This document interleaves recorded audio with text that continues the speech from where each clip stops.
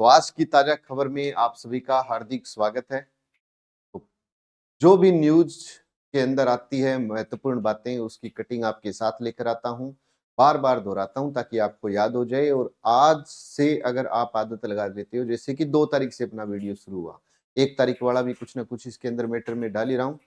तो अगर आप पर डे पढ़ रहे हो और 6 महीने तक रेगुलर पढ़ोगे तो आपको लगेगा इंडिया का, वर्ल्ड का और राजस्थान का सारा हमारा कनेक्ट हो रहा है करंट। और सुबह राजस्थान करंट जीके की क्लास आई रही है सर की, तो आप कोशिश करें कि बार बार इस बात को दोहराते रहें और अच्छे अच्छे नोट्स बनाते रहें, तो उससे फायदा बहुत मिलेगा। आज के अखबार में ही था, पत्रिका के अंदर, स्वामी विवेकानंद विचारक, 12 जनवरी को स्वामी विवेकानंद की जयंती। तो इससे जुड़ी हुई, इनसे जुड़ी हुई बातें देखिए कि इनकी महत्वपूर्ण पुस्तक है कर्मयोग राजयोग।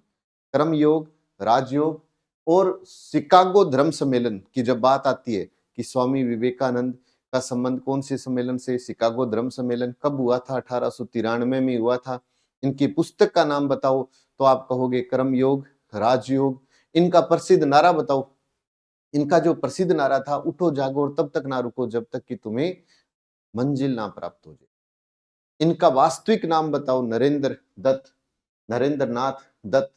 ये याद रखिएगा, इनका वास्तविक नाम नरेंद्र नाथ दत्त। तो एक एक बात को जोड़ेंगे तो याद रहेगा। पुस्तक है कर्मयोग और राजयोग। जितनी बातें लिखी है पेपर में घूम फिर के, इनसे अगर कोई क्वेश्चन आता है तो ये पूछा जाता है। अब देखो कि 1857 की क्रांति, चाहे हम राजस्थान की पढ़े चाहे हम भारत की पढ़े, हम पढ़ लेते हैं, लेकिन आज अखबार की सुर्खियों में जो है आने वाले दिनों में, वो ही आपका एग्जाम में क्वेश्चन है। हरियाणा में गांव की जमीन कर दी थी नीलाम, सरकार ने बनाई कमेटी। अब देखो कि सरकार ने अब कमेटी बनाई है। अगर पहले की बात करें, अगर ये सुर्खियों में नहीं आता तो ये क्वेश्चन ही नहीं आता। अब ये सुर्खियों में आ गया, और सुर्खियों में आ गया तो आने वाले दिनों में पेपर में भी आएगा। अब समझना, अंग्रेजों के अन्याय के 166 साल बाद न्याय की उम्मीद। अब प्रश्न क्या है, देखिए इंपॉर्टेंट क्वेश्चन क्या बनेगा, रोहनात हरियाणा। ये जो रोहनात गांव है ये कहां का है, हरियाणा। 1857 की क्रांति के समय रोहनात में सैकड़ों हुए थे शहीद। अब पूछेगा कि ये बताओ इस रोहनात का संबंध किससे है, तो इसका संबंध हरियाणा से है। 1857 की क्रांति में अपने सैकड़ों लाल की शहादत देने वाले गांव रोहनात के लोगों को अब न्याय मिलने की उम्मीद है। लोग अपनी जमीन के मालिकाना हक के लिए सरकार व प्रशासन से लड़ाई कर रहे हैं। एक तो ये आप थोड़ा सा मुद्दा देखिएगा। एक ये मुद्दा देखिएगा कि रोलर से लोगों को कुचला, हुई लाल सड़क। बादशाह बहादुर शाह बादशाह बहादुर शाह के आदेश पर 29 मई 1857 को रोहनात वासियों ने क्रांतिकारियों का साथ दिया। पहली बात ध्यान से समझ लेना कि क्रांतिकारियों का साथ दिया, क्रांतिकारियों का साथ दिया देते हुए अंग्रेजी सेना पर आक्रमण बोला था। ग्रामीणों ने हांसी में सरकारी खजाना लूट लिया। हिसार में 12 व हांसी में 11 अफसरों की हत्या कर दी। इस पर अंग्रेजों ने गांव को तोप से उड़ा दिया था। लो साहब, प्रश्न तैयार है कि क्रांति के समय हरियाणा के किस गांव को अंग्रेजों ने तोप से उड़ाया था, क्योंकि क्रांतिकारी तो तोप से उड़े हैं। ये पहली बार आप सुन रहे हो कि क्रांति अंग्रेजों ने गांव को तोप से उड़ा दिया, तो वो था रोहनात गांव। हांसी में सड़क के बीच रोड रोलर से लोगों को मौत के घाट उतारा गया। वह सड़क लाल सड़क के नाम से पहचानी जाती है। मतलब आज भी इसको किस नाम से जाना जाता है, लाल सड़क के नाम से जाना जाता है। ये बात याद रखिएगा। फिर उसके बाद अंग्रेजों ने नीलाम कर दिया गांव। 14 सितंबर 1857 को गांव को बागी घोषित कर अंग्रेजों ने गांव को नीलाम करने का फैसला किया। 20 जुलाई 1857 को जमीन की नीलामी की प्रक्रिया शुरू की। एक माह में 8100 रुपए में भूमि नीलाम कर दी। इसके आसपास के 61 लोगों ने इसे खरीद लिया। तो जुलाई 1857, 20 जुलाई नीलाम करने का फैसला किया क्रांति के समय। तो ले दे के बात क्या आएगी? बात ये इंपॉर्टेंट आएगी कि क्रांति के समय हिसार व हांसी अंग्रेजों ने गांव को तोप से उड़ा दिया, तो ये इंपॉर्टेंट हो गया। और अगर आपसे कोई ये पूछे कि रोहनात गांव कहाँ का है, तो याद रख लेना हरियाणा का है। और यहीं के आसपास की जो सड़क है उसको लाल सड़क के नाम से आज भी जाना जाता है। तो क्रांति के समय रोहनात गांव इंपॉर्टेंट है और वो हरियाणा का है। आज के अखबार की ये न्यूज है पत्रिका के अंदर। आज की पत्रिका में ही है सुकांत मजूमदार समेत 5 सांसदों को संसद रत्न पुरस्कार। भाजपा के सुकांत मजूमदार और शिवसेना के श्रीकांत एकनाथ शिंदे सहित 5 लोकसभा सदस्यों को इस साल का संसद रत्न पुरस्कार देने की घोषणा की गई है। तो दो तो ये हो गए, एक भाजपा का सुकांत हो गया और एक शिवसेना का श्रीकांत हो गया। एक सुकांत हो गया, एक श्रीकांत हो गया। इसके अलावा अन्य 3 सांसदों में भाजपा के सुधीर गुप्ता, राकांपा के अमोल राम सिंह कोले व कांग्रेस के कुलदीप राय शर्मा शामिल है। और आपको एक बात और याद रखनी है कि पूर्व राष्ट्रपति एपीजे अब्दुल कलाम के आग्रह पर फाउंडेशन ने इन पुरस्कारों की स्थापना की थी। कि जो संसद रत्न पुरस्कार है ये किसके आग्रह पर मतलब शुरू किए गए थे, तो याद रखिएगा ये पूर्व राष्ट्रपति एपीजे अब्दुल कलाम के मतलब आग्रह पर फाउंडेशन ने इसकी शुरुआत की थी। और चेन्नई के चैरिटेबल ट्रस्ट प्राइम फाउंडेशन के द्वारा यह पुरस्कार दिया जाता है। कितने लोगों को दिया गया? तो 5 को यह दिया गया। 5 में कौन कौन थे? तो एक भाजपा के सुकांत मजूमदार, शिवसेना के श्रीकांत एकनाथ शिंदे और उसके अलावा 3 सांसदों में भाजपा के सुधीर गुप्ता भी है, राकपा के अमोल राम सिंह कोले व कांग्रेस के कुलदीप राय भी है। तो ये जरूर याद रखिएगा। अब चलते हैं, बहुत ही शानदार जानदार क्वेश्चन है। पहले बात तो ये बताओ, बांग्लादेश जिसकी राजधानी है ढाका, बांग्लादेश जिसकी राजधानी है ढाका और ढाका की है मतलब ढाका की है शेख हसीना, ढाका की है शेख हसीना। देखिए शेख हसीना एक बार फिर, बहुत इंपॉर्टेंट बात है ये। हम क्या करते हैं कि बस ठीक है सुर्खियों में रहा, बाद में भूल जाते हैं, तो इसलिए मैं कहता हूं एक रजिस्टर लगाओ और उसमें लिख लिया करो साथ में। शेख हसीना एक बार फिर बांग्लादेश में सत्ता संभालेगी। रविवार को हुए चुनाव में उन्होंने रिकॉर्ड 5वीं बार, अब प्रश्न आएगा कि शेख हसीना का संबंध किससे है? बांग्लादेश से है। शेख हसीना कौन सी बार जीत हासिल की? तो 5वीं बार जीत हासिल की। विपक्ष के चुनाव बहिष्कार के चलते 40% ही मतदान हुआ केवल 40%, तो भी उम्मीदवार आपके सामने है। तो शेख हसीना चुनाव लड़ने से पहले इस्तीफा देने की भी मांग की गई लेकिन नहीं मानी इसकी। अब देखो कि अपने लिए क्यों इंपॉर्टेंट है कि हसीना की सत्तारूढ़ अवामी लीग ने 50% से अधिक सीटें जीत ली है। हसीना की सत्तारूढ़ ने गोपालगंज 3 सीट रिकॉर्ड मतों से जीती है ना। तो अब शेख हसीना बांग्लादेश सारे याद कर देंगे, 5वीं बार भी याद कर देंगे है ना। वो पूछेगा ये बताओ सीट गोपालगंज 3, गोपालगंज 3, ये इंपॉर्टेंट है। अब उसके बाद में और क्या खास बात है? भारत भरोसेमंद दोस्त, शेख हसीना ने कहा कि जो भारत है वो हमारा भरोसेमंद दोस्त है। मतदान के बाद पत्रकारों से बात करते हुए प्रधानमंत्री शेख हसीना ने भारत की जमकर तारीफ की और कहा कि हम बहुत भाग्यशाली है कि हमारा दोस्त भारत के जैसा भरोसेमंद है। मुक्ति संग्राम के दौरान उन्होंने हमारा समर्थन किया। 1975 के बाद जब हमने आपदा अपना पूरा परिवार खो दिया तो उन्होंने हमें आश्रय दिया। तो ये इंपॉर्टेंट है। अब आप कहोगे कि सर अब आप बता दो कि इसमें कोई 4-5 बातें वो जो हम लिखें और वो पेपर में आ जाए। तो वो है कि 40% मतदान हुआ, जीत कर आई शेख हसीना। सीट पूछ ले तो सत्तारूढ़ अवामी, ये और ध्यान में रखना, शेख हसीना, हसीना की सत्तारूढ़ अवामी लीग देख लीजिए ध्यान से, सत्तारूढ़ अवामी लीग ने 50%। तो एक तो वो जो पार्टी है, एक वो जो सीट है गोपालगंज 3, गोपालगंज 3 सत्तारूढ़ अवामी लीग, और गोपालगंज 3 सीट से 5वीं बार ये जीत हासिल की है। 40% मतदान हुआ, लेकिन फिर भी इन्होंने जीत हासिल की। भगवान राम की छवि वाली पतंग के साथ अहमदाबाद में अंतरराष्ट्रीय प्रश्न, देखो सीधा का सीधा आपके सामने है कि अंतरराष्ट्रीय पतंग महोत्सव का शुभारंभ, अंतरराष्ट्रीय पतंग महोत्सव का शुभारंभ कहां किया गया?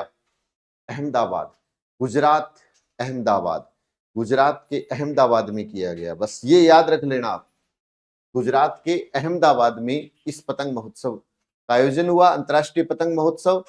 महोत्सव के पहले दिन अयोध्या के राम मंदिर और भगवान राम की छवि वाली विशाल पतंग आकर्षण का केंद्र बनी। कोई खास बात नहीं है। मालदीव हमारा पड़ोसी है ही, वहां मोदी जी गए थे, है ना, लक्षद्वीप पर्यटन। तो बस ये थोड़ा सा याद रखिए, प्रधानमंत्री नरेंद्र मोदी के लक्षद्वीप दौरे पर आपत्तिजनक टिप्पणी करना मालदीव के मंत्रियों को भारी पड़ गया। बस तो अभी हाल ही में आप ये याद रखो कि अभी हाल ही में मोदी जी किस केंद्र शासित प्रदेश में पर्यटन के रूप में अगर गए तो वो थे लक्षद्वीप। लक्षद्वीप को समुद्र पुत्र के नाम से जाना जाता है, लक्षद्वीप को समुद्र पुत्र के नाम से जाना जाता है।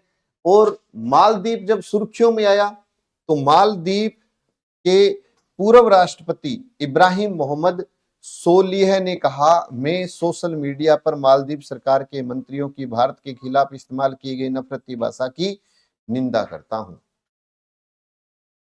तो बस ये सुर्खियां जो भी होती है वो थोड़ा सा ध्यान रखने वाली होती है ना, क्योंकि लक्षद्वीप है तो उसके आसपास ही मालदीव है।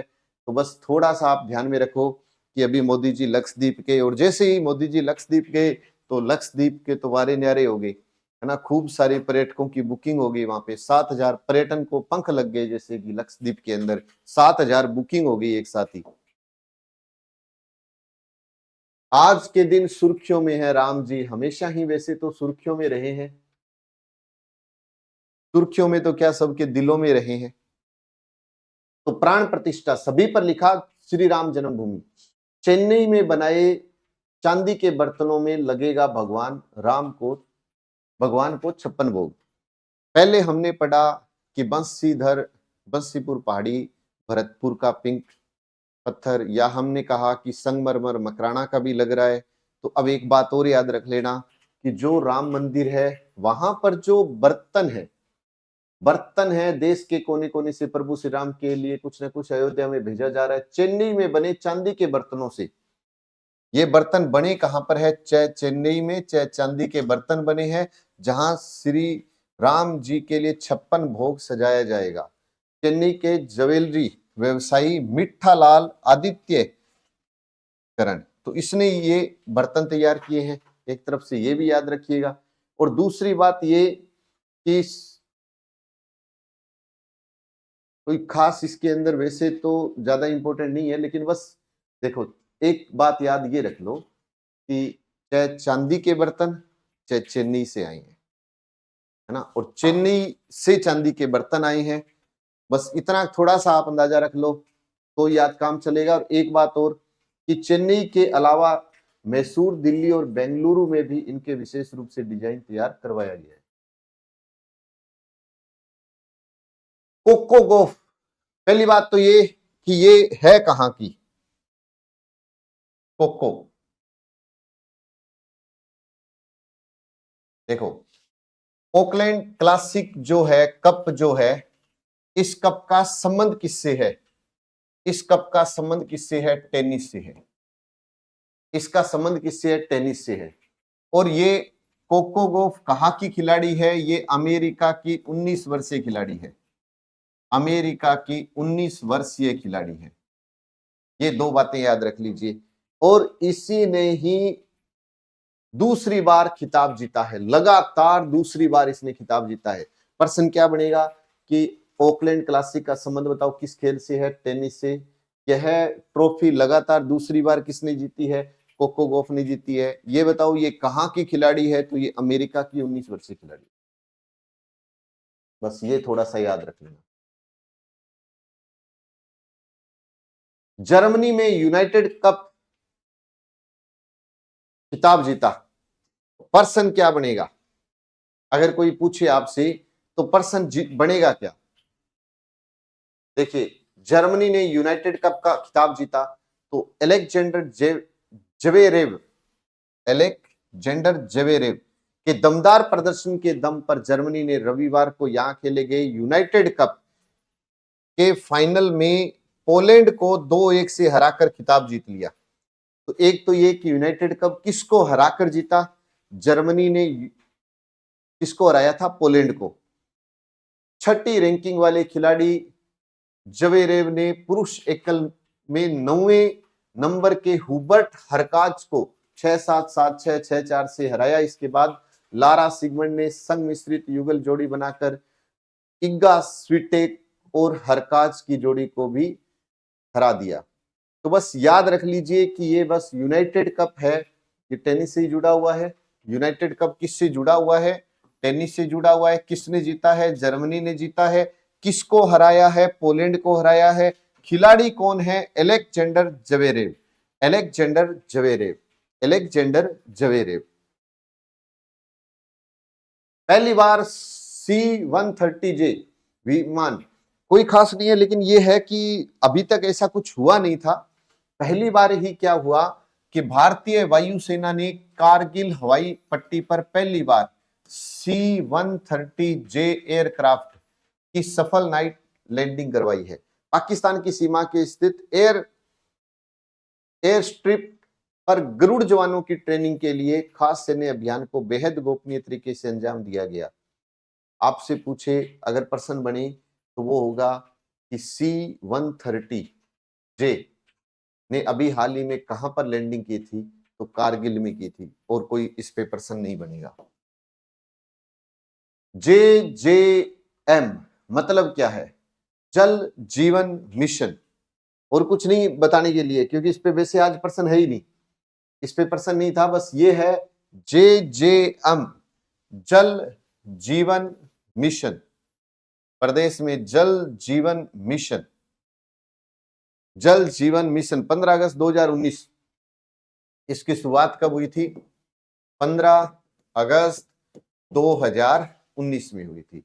बस ये याद रख लीजिए, क्योंकि बाकी इस पे कोई खास डिटेल नहीं थी। ये मैंने आपको बताया था, ये मैंने आपको बताया था अभी 2-3 दिन पहले ही आपको बताया था कि अभी हाल ही में बीकानेर की जो महाजन फील्ड है वहां पर एक युद्धाभ्यास हो रहा है, और उस युद्धाभ्यास का नाम क्या है? Desert cyclone. इसका नाम क्या है? Desert cyclone. अब प्रश्न आएगा कि डेजर्ट साइक्लोन का अभी हाल ही में कहां पर अभ्यास हुआ? तो आप कहोगे बीकानेर के अंदर हुआ। बीकानेर में कहां हुआ? महाजन फील्ड फायरिंग में हुआ। किन के बीच में हुआ? भारत और यूएई के बीच में हुआ। तीन बातें आ गई कि एक तो डेजर्ट साइक्लोन कहां? तो बीकानेर महाजन। किन के बीच में हुआ? भारत और यूएई के बीच में हुआ। और दूसरी बात ये कि यूनाइटेड अरब अमीरात लैंड फोर्सेज के 45 सैनिकों की टुकड़ी पहली बार थार के मरुस्थल में अभ्यास करने आई। जब भी हम किसी बात को दोबारा पढ़ते हैं ना, तो वो कहीं ना कहीं कुछ और ज्यादा सिखा के जाती है। कि पहले हमने केवल इतना पढ़ा कि डेजर्ट साइक्लोन हुआ है और महाजन बीकानेर में हुआ है और भारत और यूएई के बीच में हुआ है। इसने क्या बता दिया कि पहली बार थार के मरुस्थल में अभ्यास करने के लिए यूनाइटेड अरब अमीरात लैंड फोर्सेज के 45 सैनिकों की टुकड़ी आई है। यहां पर कोई, जैसे कि आप सब जानते हैं कि 25 दिसंबर को क्रिसमस मनाते हैं सभी, है ना? 25 दिसंबर फिक्स है कि 25 दिसंबर को ही मनाया जाता है। लेकिन यहां देखो आप थोड़ा सा सुर्खियां अगर अपने देखें,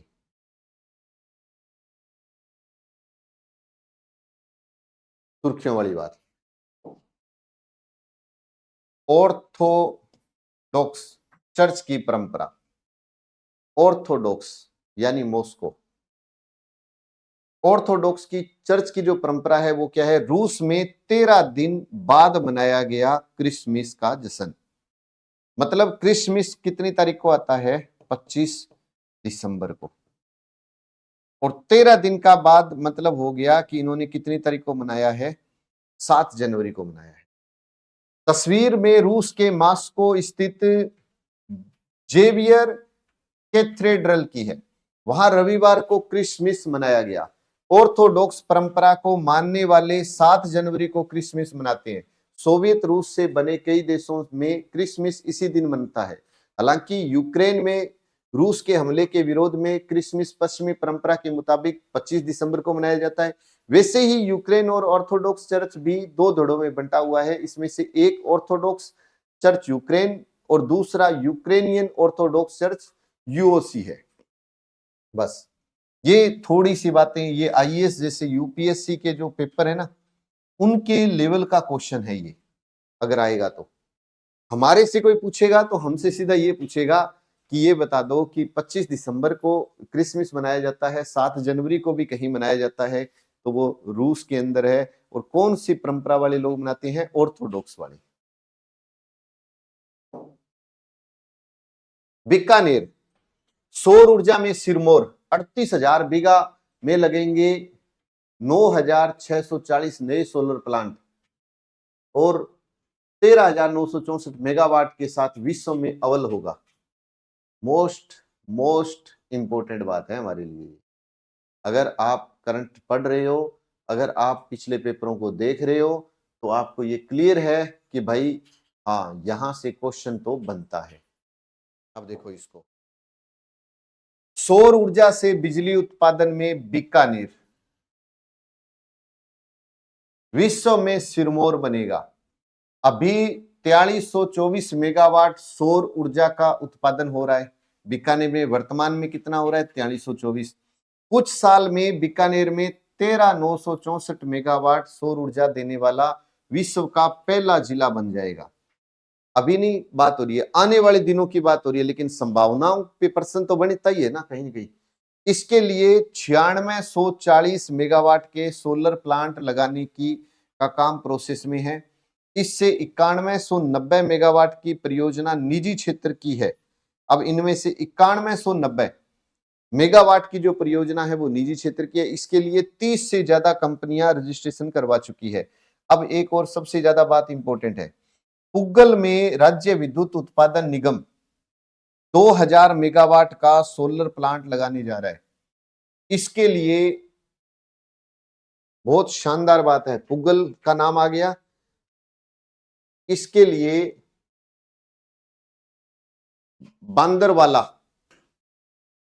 बांदरवाला और रामसर गांव में भी जमीन का अलाटमेंट हो चुका है। इससे 800 मेगावाट बिजली के लिए कोल इंडिया कंपनी और सरकार के एमओयू हुआ है। प्रोडक्शन 2024 के अंत तक शुरू होगा।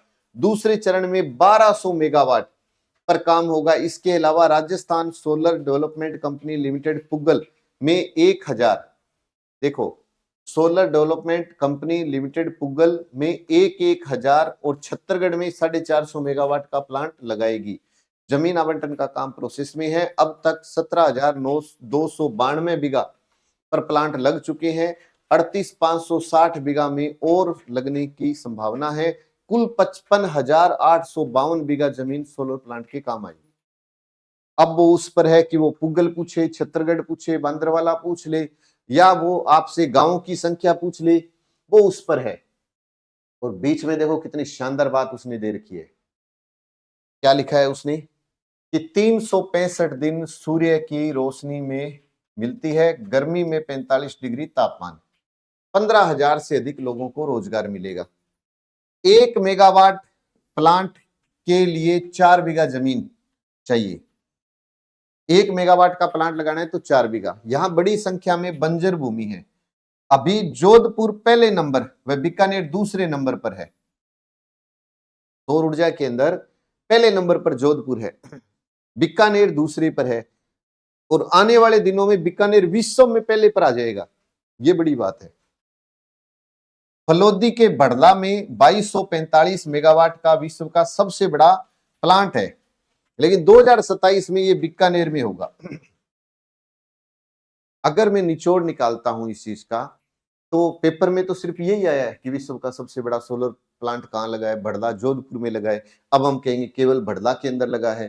फिर आता है क्वेश्चन की सौर ऊर्जा में बताओ, तो राजस्थान में पहले नंबर पर तो जोधपुर है, दूसरे पर बीकानेर है। आने वाले दिनों में बीकानेर हो जाएगा, आने वाले दिनों में बीकानेर हो जाएगा। तो ये जो पर्सन है हर तरीके से इंपॉर्टेंट है। यहां जो मैंने अंडरलाइन किया, क्योंकि सारा ही इंपॉर्टेंट है इसका। अब वो आप पर है कि आप नोट्स में कौन कौन सी बातों को शामिल करते हो। ब्रिस्बेन इंटरनेशनल, रिबाकिना पहली बार बनी चैंपियन। बस आपको याद क्या रखना है कि इसका संबंध किससे है, टेनिस से है। इसका संबंध किससे है, टेनिस से है। रिबाकिना दुनिया की नंबर 4 रूसी टेनिस खिलाड़ी एलिना रिबाकिना। एलिना कहां की है, रूसी, रूसी खिलाड़ी है, रूसी खिलाड़ी है। फाइनल में जीता इन्होंने, कैरियर का छठा खिताब है ये इनका, ये 6वां खिताब है रिबाकिना का, ये 6वां खिताब है। बस ये बात याद रख लो।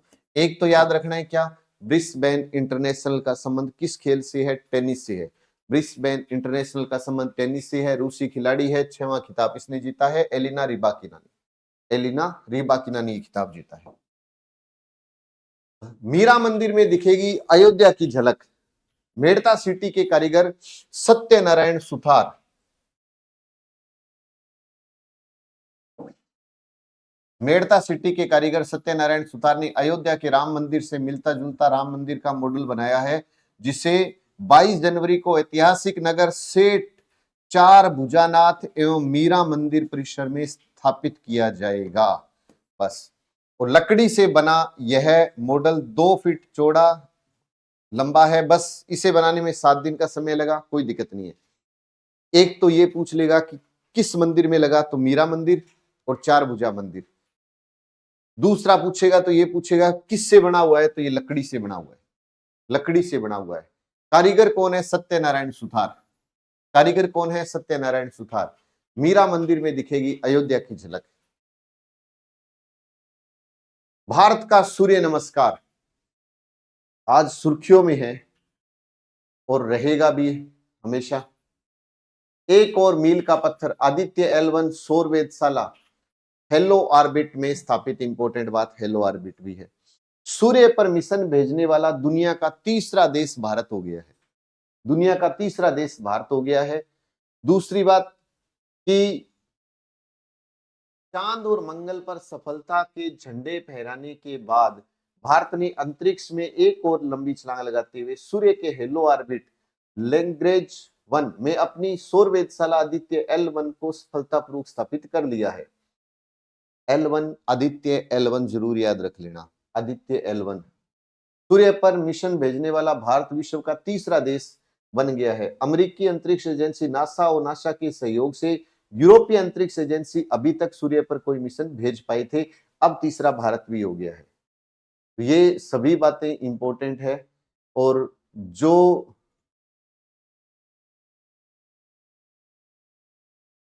हाँ जी, भारत का अपना स्पेस स्टेशन बनाना अगला लक्ष्य होगा, ये सोमनाथ का कहना है। सोमनाथ कौन है, भारतीय अंतरिक्ष अनुसंधान संगठन के अध्यक्ष एस सोमनाथ है। कौन है, एस सोमनाथ है। तो बस इनसे जुड़ी हुई बातें इंपॉर्टेंट है। और एक खास बात और बताना भूल गया कि देखो L1 में सब कुछ स्वदेशी है, आदित्य L1 में सब कुछ स्वदेशी है, ये बात और याद रख लेना। इसके ऊपर मैंने बात की थी आपसे, और ये बात हुई थी अपनी कि कौन सा उर्स मनाया जाएगा, तो अपनी बात हुई थी 812वां उर्स होगा, कल चढ़ेगा दरगाह के बुलंद दरवाजे पर। सूफी संत, अब जो बात बता रहा हूं उसको सुनना, पर्सन देखना कैसे कैसे बनते हैं। सूफी संत ख्वाजा मोइनुद्दीन चिश्ती के 812वें उर्स का झंडा सोमवार शाम दरगाह के बुलंद दरवाजे पर चढ़ाया जाएगा। पहली बात ये झंडा चढ़ाया कहां जाएगा, बुलंद दरवाजे पर। इसी के साथ और एक बात बता देता हूं,